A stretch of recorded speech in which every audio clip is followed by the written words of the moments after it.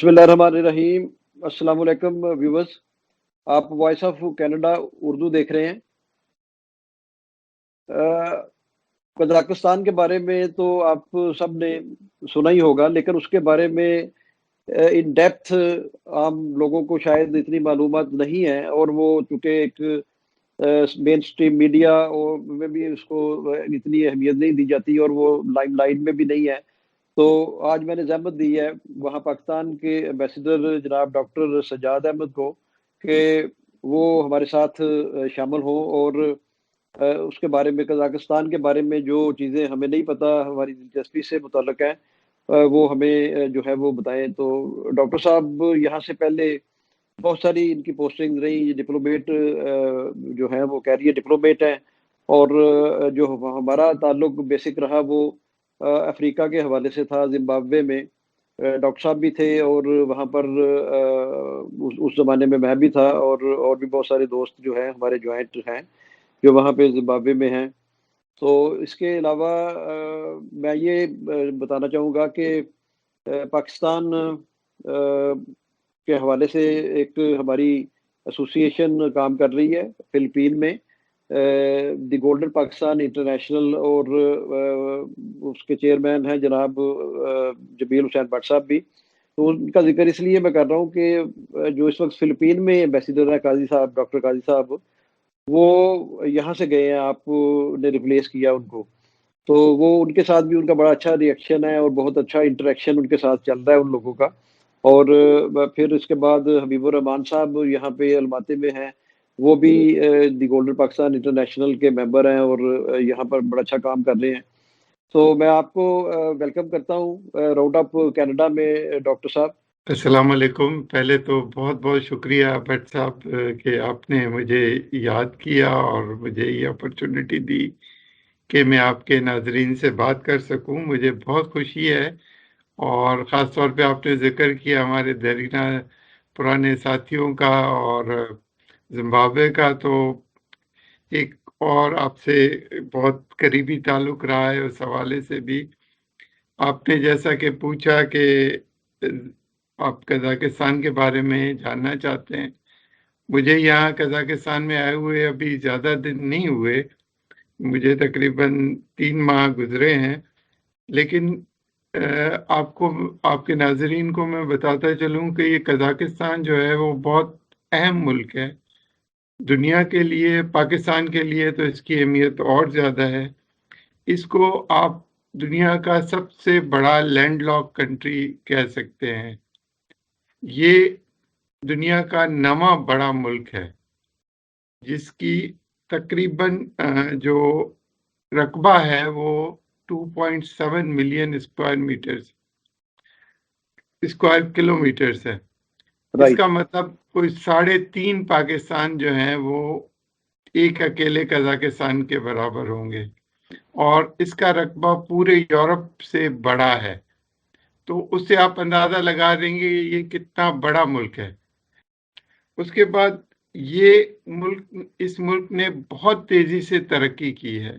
गुज़िश्ता 3 दहाइयों में ये मुल्क लोअर मिडिल इनकम से हाई मिडिल इनकम में पहुंचा है, और तेजी से ये ऊपर की तरफ जा रहा है। इसकी जीडीपी और इनका रहन सहन और इनकी तरक्की की रफ्तार बहुत ज़्यादा है।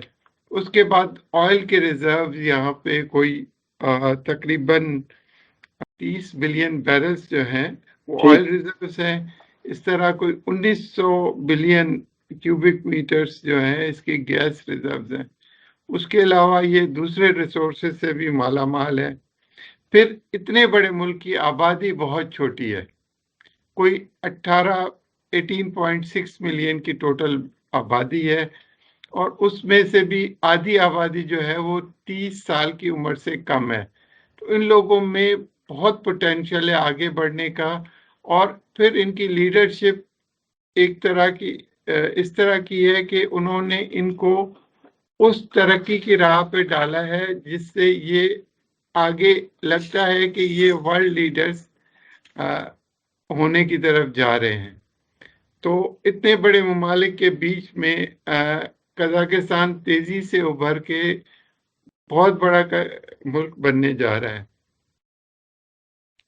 फिर हमारे पाकिस्तान के इनके साथ बहुत देरीना ताल्लुकात हैं, क्योंकि एक नेचुरल पार्टनर बनता है कजाकिस्तान हमारा। जी जी। हमारे लैंड रूट्स के साथ हमारा नेबर है। उसके बाद ओआईसी में हम मेंबर हैं, क्योंकि इस्लामिक कंट्रीज हैं। शंघाई कॉरपोरेशन ऑर्गेनाइजेशन में हम मेंबर हैं साथ। ईसीओ में हम साथ मेंबर्स हैं। उसके बाद बहुत सारी और जगहों पे हम एक दूसरे के साथ ताउन कर रहे हैं। लेकिन अनफॉर्चुनेटली जो हमारा आ, बड़ा सेटबैक है कि अभी तक हम उस तरह अपना ट्रेड भी नहीं बढ़ा सके और दूसरी चीजें भी हम नहीं कर सके। उसमें क्या रुकावटें हैं डॉक्टर साहब? बेसिकली तो आप हम नॉर्मली हम अफगानिस्तान का एक बड़ा मसला है जो अगर हल हो जाता है तो वो लैंड रूट्स जो हमारे जो कनेक्शन है सेंट्रल एशिया के साथ ओवरऑल वो बहाल हो जाएगा। उसके बाद भी हमने एक और रास्ता है जो चाइना से आता है। उस रास्ते में रुकावट ये है कि वो सिर्फ गर्मियों में खुला होता है। सर्दियों में उस रास्ते पे बर्फ होती है, तो उससे कंटेनर्स का आना पॉसिबल नहीं है। उसके राइट। बाद हमारा हवाई रास्ता भी अभी बहाल नहीं है, जो हमारी कोशिश है कि जितनी जल्दी बहाल हो सके। और हमारे अनफॉर्चुनेटली हम लोग एक दूसरे के बारे में उतना ही कम जानते हैं जितना दुनिया में जाना जाता है। तो हमारी कोशिश है कि पाकिस्तान में लोग कजाकिस्तान को जाने और उसी तरह कजाकिस्तान में पाकिस्तान की ज़्यादा से ज़्यादा प्रमोशन की जाए और ज़्यादा से ज़्यादा जो हमारी ट्रेड है उसको बढ़ाया जा सके। तो एक पाकिस्तानी के लिए वहां आने के लिए डॉक्टर साहब, ये जो बुनियादी चीजें हैं, वीजे का हसूल वो कैसे है, वहाँ की करेंसी कैसी है, वहाँ के मौसम कैसे हैं, और लोगों का मिलना जुलना कैसा है वहाँ पे, लॉ एंड ऑर्डर की सिचुएशन कैसी है?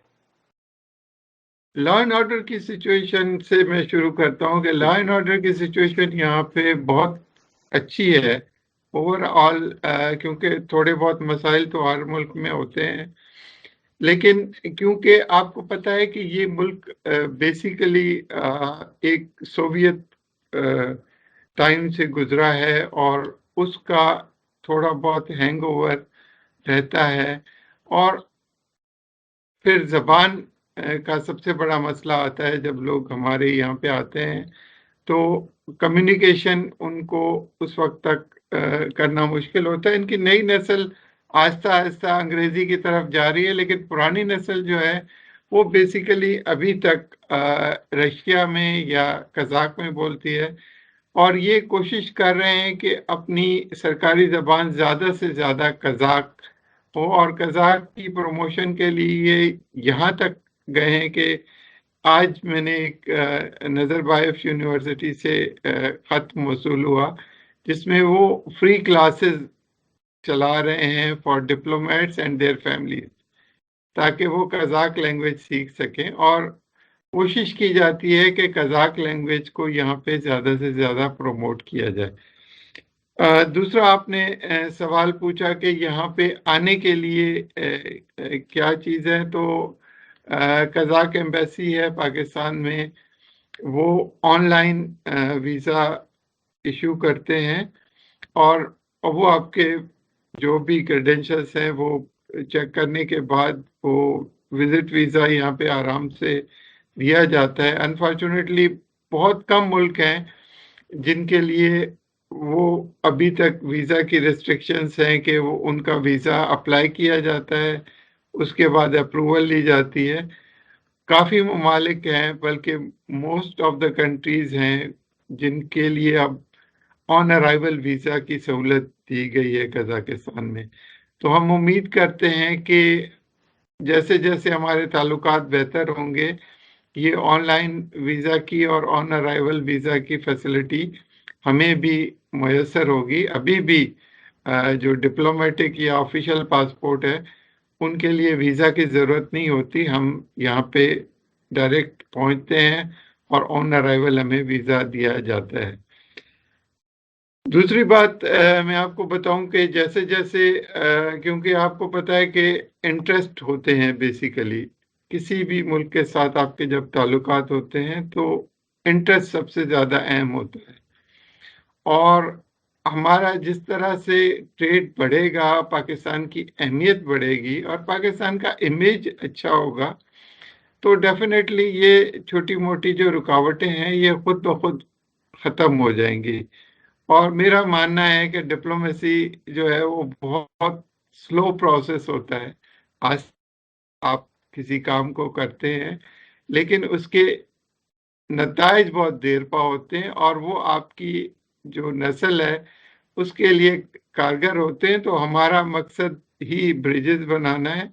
और माशाल्लाह हमारे जो प्रेडेसेसर थे, काजी साहब थे, उससे पहले सालिक खान साहब थे, उन्होंने बहुत अच्छा काम किया यहाँ पे।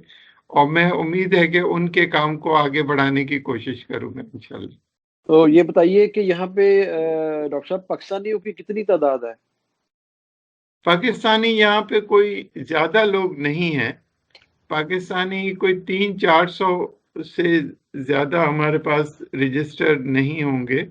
और अल्हम्दुलिल्लाह 90% पाकिस्तानी जो हैं जो यहाँ पे रह रहे हैं उन्होंने अपने आप को एम्बेसी से रजिस्टर करा लिया है। लेकिन मोस्टली हमारे पाकिस्तानी जो हैं वो अलमाती में रहते हैं, उसके बाद शिमकिन में, और थोड़े बहुत यहाँ पे नूर सुल्तान में। नूर सुल्तान में जो रह रहे हैं वो ज़्यादातर स्टूडेंट हैं या टीचर्स हैं या किसी इंटरनेशनल ऑर्गेनाइजेशन में काम कर रहे हैं। तो वो अपने बिजनेस में मसरूफ़ रहते हैं। जिस तरह आपको याद होगा कि जिम्बाब्वे में भी जी। ज़्यादातर कम्युनिटी इसी तरह की थी जो दिन भर अपने कामों में मसरूफ़ होते थे और बहुत कम उनके पास टाइम होता था। लेकिन यहाँ पे अल्हम्दुलिल्लाह बहुत अच्छे लोग हैं, बहुत अच्छी कम्युनिटी है। और हम कोशिश कर रहे हैं कि उनको मोबिलाइज करें, उनको ज़्यादा से ज़्यादा रिप्रेजेंटेटिव, क्योंकि अल्टीमेटली हमारे जो असली रिप्रेजेंटेशन होती है वो हमारी कम्युनिटी के थ्रू ही होती है। और हमारी कम्युनिटी हमारी सबसे बड़ी स्ट्रेंथ होती है। राइट।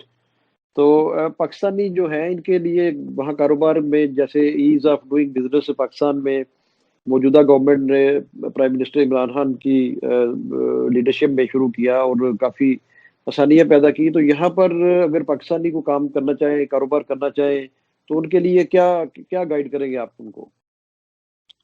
यहाँ पे कारोबार करने के लिए बहुत ज़्यादा फैसिलिटीज़ हैं।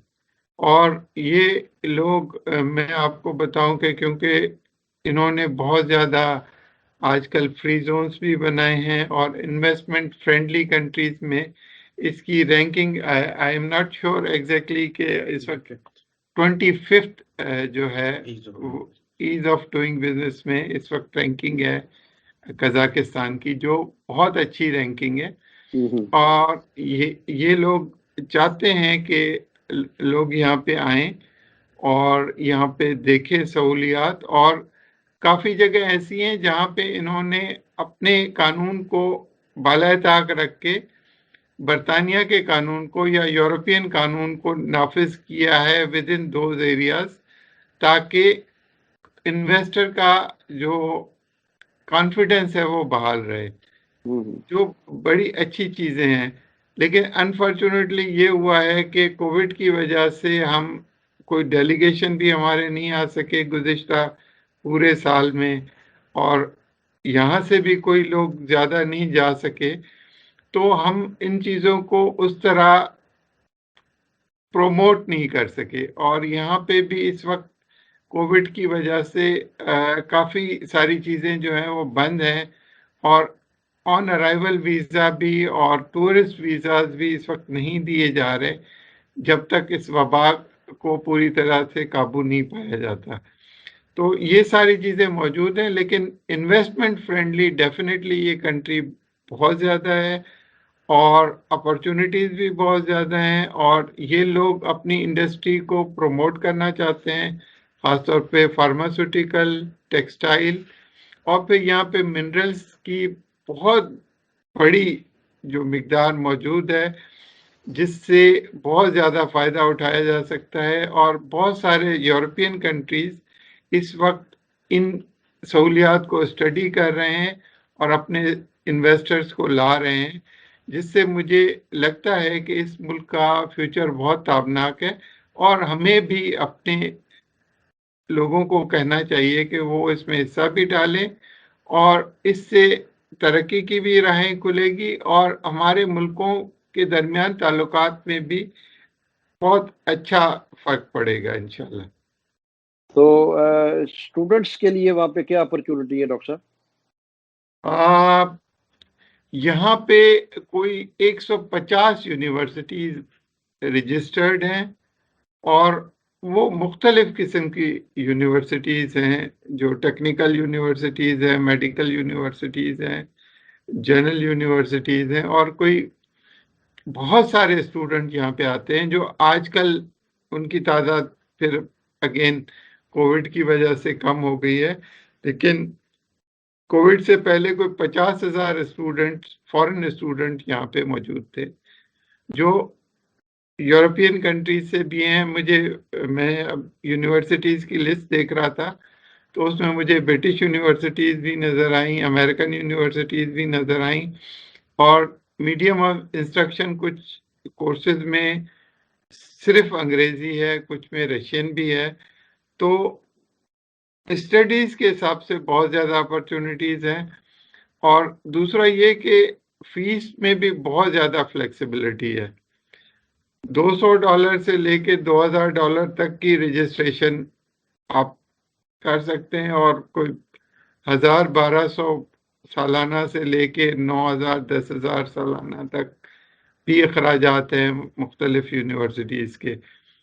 लेकिन उसमें क्योंकि हमारे अभी PMDC जो है वो प्रोसेस में है, मेडिकल यूनिवर्सिटीज़ में ख़ास तौर पे पाकिस्तानी स्टूडेंट्स आते हैं और वो यहाँ पे आके रजिस्टर करते हैं, तो उनके लिए मुश्किल ये हो जाती है कि उनकी डिग्री पाकिस्तान में रिकॉग्नाइज नहीं होती। तो इस वक्त PMDC उस प्रोसेस को कर रही है, और वो यूनिवर्सिटीज़ की लिस्ट अनाउंस करेगी, तो उसके बाद हमारा एक वाज़े मौक़िफ़ हो जाएगा कि ये यूनिवर्सिटीज़ हैं जिनमें आप आ सकते हैं और रजिस्टर कर सकते हैं। जैसे आपने अभी पूछा कि जो कम्युनिटी है हमारी, उसमें मैं कम्युनिटी के लोगों से मिल रहा था अलमाती में, तो मुझे पता चला कि बहुत सारे ऐसे लोग हैं जो यहाँ पे डॉक्टरी पढ़ने आए थे, इंजीनियरिंग पढ़ने आए थे, फिर नौकरी ना होने की वजह से उन्होंने यहाँ पे शादी भी कर ली और यहाँ पे वो कारोबार करने लगे, तो उनकी वो पढ़ाई एक तरह से ज़ाया हो गई। तो मैं चाहूँगा कि वो लोग यहाँ पे आएँ कि जो समझते हैं कि ये पढ़ाई जो है उनको फ्यूचर में काम देगी, या वो अपने वालिदैन के पैसे खर्च करते हैं, या एक तरीके से आते हैं, क्योंकि बहुत सारी यूनिवर्सिटीज़ यहाँ पे एक कारोबार की शक्ल इख्तियार कर गई हैं। मे बी कज़ाकिस्तान में कम है, लेकिन दूसरे वस्ती एशियाई रियासतों में शायद हमारे स्टूडेंट्स और भी ज़्यादा हैं। तो इन चीज़ों को देखने की ज़रूरत है और इनको स्ट्रीमलाइन करने की ज़रूरत है, और हम पाकिस्तानी अथॉरिटीज़ के साथ राब्ते में हैं ताकि इनको स्ट्रीमलाइन किया जाए और स्टूडेंट्स को सही गाइडेंस दी जा सके। राइट। तो डॉक्टर साहब, टूरिस्ट के हवाले से क्या कहेंगे कि उसके लिए कितनी अट्रैक्शन है यहाँ पे? टूरिस्ट के हिसाब से तो this is a wonderful place, wonderful place. अच्छा। और यहाँ पे जितनी जगहें घूमने की हैं, वो अगर आप तारीखी जगहों के देखने का शौक रखते हैं तो वो बहुत ज़्यादा हैं। अगर आप नेचुरल ब्यूटी देखने चाहते हैं तो वो बहुत हैं। फिर आप मॉडर्न सिटीज़ देखना चाहें तो नूर सुल्तान की जो बिल्डिंग्स सभी नई बनी हैं और जो मॉडर्न तर्ज पे हैं, और वो देखने से ताल्लुक़ रखती हैं। वो किसी तरह भी किसी यूरोपियन या मुल्क से कोई कमतर नहीं है। अगर आप अक्ताओ फॉर एग्जांपल एक शहर है यहाँ पे कजाकिस्तान में, जो कैस्पियन सी के किनारे वाक़ है, बहुत खूबसूरत जगह है।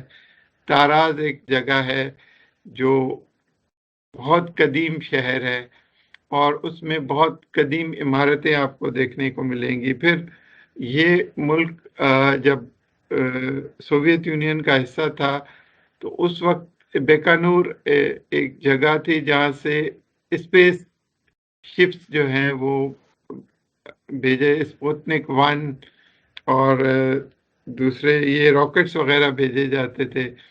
तो उसको भी अब उन्होंने टूरिस्ट स्पॉट बनाया हुआ है। फिर शिमकिंत एक जगह है जिसको हम कहते हैं कि ये गेटवे टू कजाकिस्तान, हार्टलैंड्स है। अलमाती बहुत खूबसूरत जगह है।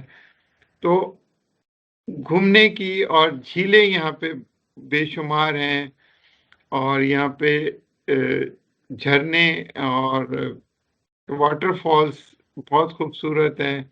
तो यहाँ का लैंडस्केप में ख़ास चीज़ जो है वो स्टेपी है, जो बड़े बड़े ग्राउंड्स होते हैं विदाउट ट्रीज, जो ग्रास लैंड्स हैं, जो चरागाहें हैं, जी जी। वो उनकी एक अपनी खूबसूरती है।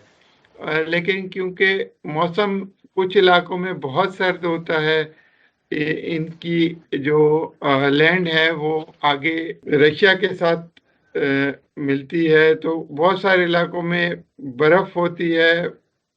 तकरीबन अभी नूर सुल्तान में अभी तक टेम्परेचर मनफी है। हालांकि अप्रैल का महीना आ गया है, बाहर का मौसम शुरू होने वाला है, लेकिन साउथ में अभी वो ओपन हो गया है। फिर ये भी नॉर्थ में आस्ता आस्ता ये बर्फ जैसे ही पिघलेगी तो वो जो नेचुरल ब्यूटी है वो देखने से ताल्लुक रखती है यहाँ तो की। डॉक्टर साहब कौन से महीने हैं यहाँ पे आने के लिए, यानी अप्रैल से ऑनवर्ड अक्टूबर नवंबर तक, ये 4-5 महीने जो हैं, इसमें मौसम बहार भी है, इसमें समर भी है। जी तो ये ज्यादा टूरिस्ट को अट्रैक्ट करता है कि वहां पे जाके इतने सारे कपड़े ना लेके जाएं, जैकेटें ना लेके जाएं, बाहर ना निकल सके। तो जी। ये 3-4 महीने, जो 4 महीने हैं, ये ज्यादा मेरा ख्याल टूरिस्ट के लिए इम्पोर्टेंट है। यहाँ पे अप्रैल मिड के बाद ही टूरिस्ट मेरे ख्याल से मौसम शुरू हो जाता है, क्योंकि जैसे ही ये बर्फ पिघलना शुरू होती है कुछ अरसे में थोड़े से वो फ्लड सिचुएशन होती है, क्योंकि इमीडिएटली आपका वेदर माइनस टेम्परेचर से प्लस में जाता है और उसके बाद यहाँ पे एकदम जो हरियाली है और वो जो मौसम चेंज होता है वो आपको नजर आता है। हम्म। और वो खूबसूरती देखने के लिए इंतज़ार किया जाता है। मुझे अपने कुलीग एम्बेसडर्स ने बताया कि यहाँ पे गर्मियाँ बहुत खूबसूरत होती हैं और उन खूबसूरत गर्मियों के लिए आपको थोड़ी सी सर्दी बर्दाश्त करनी पड़ती है। सिमिलरली तो जैसे कनाडा में है। जी बिल्कुल। सिमिलरली। तो कनाडा हाँ। से मुझे याद आया कि ओटावा किस ज़माने में दूसरा सर्द कैपिटल हुआ करता था, जिसको फिर नूर सुल्तान ने आके बदल दिया। अब नूर सुल्तान दूसरा सर्द कैपिटल है, पहला उलन बतूर ही है जो मंगोलिया में है, साइबेरिया में। तो मैं उस राइट। वक्त साइबेरिया कहने लगा था कि साइबेरिया की कंटिन्यूएशन है कजाकिस्तान। और दूसरी एक इम्पॉर्टेंट चीज मैं आपको कहना भूल गया कजाकिस्तान के बारे में, कि कजाकिस्तान जो है वो नॉर्दर्न और ईस्टर्न हेमिस्फीयर को कनेक्ट करता है। तो राइट। ये कंट्री जो है वो एशिया में भी है और इसका 5% हिस्सा जो है वो यूरोप में है। हम्म। तो ये अपने आप को बहुत प्राउडली यूरो एशियन कंट्री कहते हैं और उनसे भी इनके अपने एक ताल्लुकात और इनकी जो इम्पोर्ट्स हैं और इनका रहन सहन है उससे भी बहुत फर्क पड़ता है और वो वाज़े तौर पे आपको दूसरी सेंट्रल एशियन कंट्रीज के मुकाबले में कजाकिस्तान में नजर आए। राइट। तो डॉक्टर साहब अभी आपको आए कुछ थोड़ा 3-4 माह हुए, तो ये 70% से ज्यादा यहाँ पे सुन्नी मुस्लिम आबाद है। तो आपने प्रैक्टिस करते देखा लोगों को इस्लाम वहाँ पे, या आज़ाद लोग हैं, लिबरल हैं, एक लिबरल सा माहौल है? यहाँ पे जितना मैं रहा हूँ मुझे अंदाजा हुआ है कि यहाँ पे दो तरह की कम्युनिटीज हैं। एक तो वो हैं जिन्होंने तालीम जो है वो रशिया में हासिल की है और वो रशियनाइज्ड हो गए हैं या उनके बर्ताव से, लेकिन उस उसके बावजूद भी उनकी इस्लाम से मोहब्बत कोई कम नहीं हुई, लेकिन उनका एटीट्यूड लिबरल है। लिबरल है। और हुँ। दूसरी जो किस्म है जो ज्यादातर गांव देहात में रहते हैं, वो अभी तक उनका लिबास भी ट्रेडिशनल है, उनकी रस्म रिवाज भी ट्रेडिशनल है, और उनका जो मजहब की तरफ रुझान है वो बहुत ज्यादा है। तो यहाँ पे दोनों आपको स्ट्रीम्स मिलेंगी, लेकिन जो कोशिश की गई है यहाँ की लीडरशिप की तरफ से कि उनको एक कौम बनाया जाए, उसमें बड़ी कामयाबी नजर आती है। और जो बहुत अच्छी चीज है कि ये एक चीज पे मुत्तफिक हैं कि हम, हालांकि इस मुल्क में सिर्फ काजाक नहीं रहते, हुँ, हुँ। इस मुल्क में बहुत बड़ी तादाद में रशियन भी रहते हैं, इसमें कोरियन भी रहते हैं, जर्मन्स भी रहते हैं, ज्यूज भी रहते हैं, और दूसरी कम्युनिटीज उज़्बेक्स, ताजिक्स वगैरह भी रहते हैं। ठीक। और उन सबको उन्होंने जेल किया है इनटू वन नेशन, जो बहुत बड़ी कामयाबी है और बहुत अच्छी चीज है। और पॉलिटिकल स्टेबिलिटी किस हद तक है वहाँ पे? यहाँ पे यूं समझ लें कि ये एक यूनिटरी गवर्नमेंट है, और यहाँ पे जब ये आज़ाद हुआ है मुल्क 1991 में, नूर सुल्तान नजरबायव ही यहाँ के सदर थे, और उसके बाद उन्होंने खुद स्टेप डाउन किया। स्टेप डाउन करके उन्होंने कहा कि अब नई लीडरशिप को चांस दिया जाए कि वो आके इस मुल्क को चलाए। लेकिन राइट। उनका रोल जो है अब एक सुप्रीम लीडर का हो गया है। तो ऑन द होल स्टिल वो अभी भी एक तरह से कहें कि पावर में मौजूद है हुँ, हुँ। और मुल्क को गाइडेंस दे रहे हैं। तो उससे अंदाजा ये होता है कि जो सिमत है वो मुसलसल एक तरफ है पॉलिटिक्स में, और वो एक ही पार्टी है जो मुसलसल इलेक्शन जीतती है और 90 से 95% वोट लेती है। तो हिज़्ब इख्तिलाफा जो है वो बहुत नॉमिनल है या ना होने के बराबर है। ठीक। तो अब आखिर में क्या आप पैगाम देना चाहेंगे अपने सुनने वालों को? स्पेशली हम लोग, एक हमारा जॉइंट रिलेशनशिप है अफ्रीका से, जिम्बाब्वे से, उन लोगों को, वहाँ पे दोस्तों को, अपने साथियों को, और एज ए जनरल के, और फिर कजाकिस्तान के हवाले से एक छोटा सा मैसेज, और फिर उसके बाद हम वाइंड अप करते हैं। हाँ, भाई जी। साहब, एक चीज मैं अक्सर गुजारिश करता रहा हूँ हमेशा अपने दोस्तों के साथ, और हर जगह जब भी मुझे मौका मिलता था बात करने का अपने पाकिस्तानी भाइयों से, कि हम लोग जो सरकारी तौर पे सफीर बन के आते हैं या रिप्रेजेंटेटिव बन के आते हैं, हमारा रोल बहुत महदूद होता है। लेकिन जो पाकिस्तानी मुल्क से बाहर अपना रोजी रोटी कमाने जाते हैं, उनका बर्ताव, उनका बिहेवियर, उनका जो मुल्क से लगाव है, वो हमारी असल पहचान होती है। तो आप लोग जो हैं वो असल में पाकिस्तान के सफीर हो, और आप लोगों की वजह से ही पाकिस्तान की पहचान बनती है। तो आप, उम्मीद है कि आप लोग पाकिस्तान का इमेज बनाने में पाकिस्तान की मदद करोगे, और पाकिस्तान आप लोगों की वजह से ही है, और आप ही पाकिस्तान की ताकत हो। अगर ये बात हमें समझ जाए, और ये बात हमारी एम्बेसियों को भी समझनी चाहिए कि पाकिस्तानी कम्युनिटी को जितना आसानियां हम देंगे, और इसी के लिए ही हम यहाँ पे भेजे जाते हैं और पाकिस्तान के ताल्लुकात को हमारे दूसरे ममालिक के साथ बेहतर बनाने के लिए आते हैं। तो ये छोटी सी बात हम समझ जाएंगे तो बहुत सारी चीजें खुद ब खुद ठीक हो जाएंगी इंशाल्लाह। Thank you so much doctor Sajjad सहर साहब, आपने बहुत अपना कीमती टाइम दिया हमें, हमारे चैनल को। Thank you so much. अल्लाह हाफिज। इंशाल्लाह आपसे फिर मुलाकात होगी अगले किसी बहुत प्रोग्राम शुक्रिया, में। बहुत शुक्रिया। Thank you so much Bhatt साहब।